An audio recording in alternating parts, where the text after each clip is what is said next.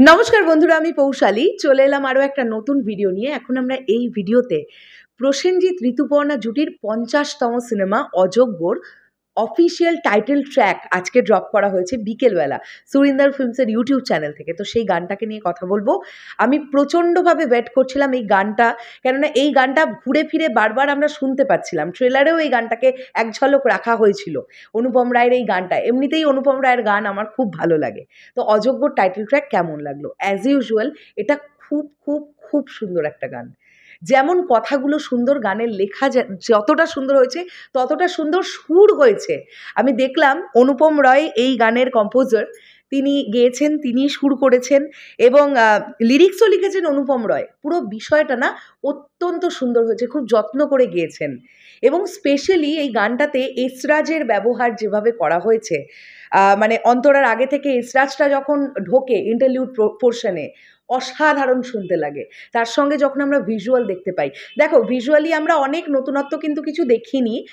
বেশ কিছু common shot আমরা দেখতে পেয়েছি, যেগুলো আমরা ট্রেলারেও দেখতে পেয়েছিলাম।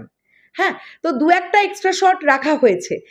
এত কিছুর মধ্যেও তোমরা লক্ষ্য করে দেখো, ট্রেলার দেখেও আমি খুব একটা গল্প ধরতে পারিনি।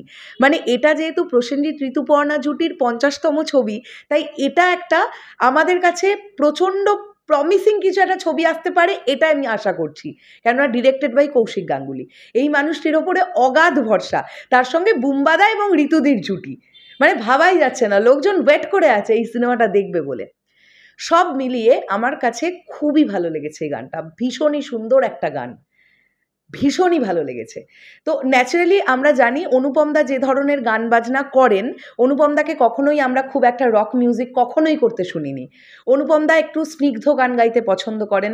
তো এটাও খুব স্নিগ্ধ একটা গান, ভীষণ সুন্দর একটা গান।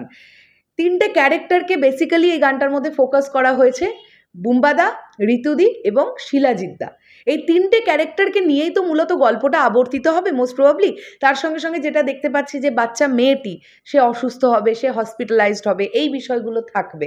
মানে জীবনের টানাপোড়েন, কোন দিকে জীবন মোড় নেবে, এই নিয়েই গল্প হয়তো এগোবে। তো দুর্দান্ত লেগেছে, দুর্দান্ত লেগেছে। শেষ করলাম ভিডিওটা।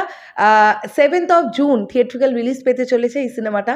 অবশ্যই আপনারা অনেকেই ওয়েট করছেন এই পার্টিকুলার সিনেমাটা দেখবেন বলে, এবং আমিও খুব ওয়েট করছি। আমি প্রথম দিনই দেখব এবং অসাধারণ একটা কিছু ছবি আমরা পেতে চলেছি, এটা আমরা বলতে পারি। কেননা এর আগে যতবার বুম্বাদা কৌশিক গাঙ্গুলির ডিরেকশনে এসেছেন, ল্যান্ডমার্ক সৃষ্টি হয়েছে। যে কটা সিনেমার কথাই আমরা বলি না কেন, যে কটা সিনেমার কথা। তো আমরা এর আগে জাস্ট কাবেরী অন্তর্ধান দেখলাম কৌশিকবাবুর ডিরেকশনে বুম্বাদাকে, অসামান্য অভিনয়। আবার এইখানে তো বুম্বাদাকে মানে কি স্টাইলিশ লাগছে দেখতে, বলার কথা নয়। ঋতুপর্ণা সেনগুপ্তের ক্যারেক্টারটা এখানে বিধ্বস্ত, মানে সে বোধহয় ডিসাইড করতে পারবে না তার কি করা উচিত, এরকম একটা সিচুয়েশন। আর শিলাজিৎ দাস লাইফটা এখানে খুব, সেও খুব ডিপ্রেশনের মধ্যে আছে বোঝা যাচ্ছে। কিন্তু এখানে যে মানুষটা কনস্ট্যান্ট নিজের সোয়াগ ধরে রেখেছে, মানে প্রথম যে ডায়লগটা কনভারসেশন দিয়েই গানটাকে শুরু করা হচ্ছে, যে বুম্বাদা বলছেন যে লোকেরা হেরে যায় তাদেরকে আমি ঘৃণা করি, তাদের প্রতি আমার রাগ হয়, এই যে ডায়লগটা আছে, অসাধারণ ডায়লগ ডেলিভারি, কোনো কথা হবে না। যাই হোক, শেষ করলাম ভিডিওটা, দেখা হচ্ছে আবার খুব শিগগিরই। তাহলে এখনের জন্য টাটা।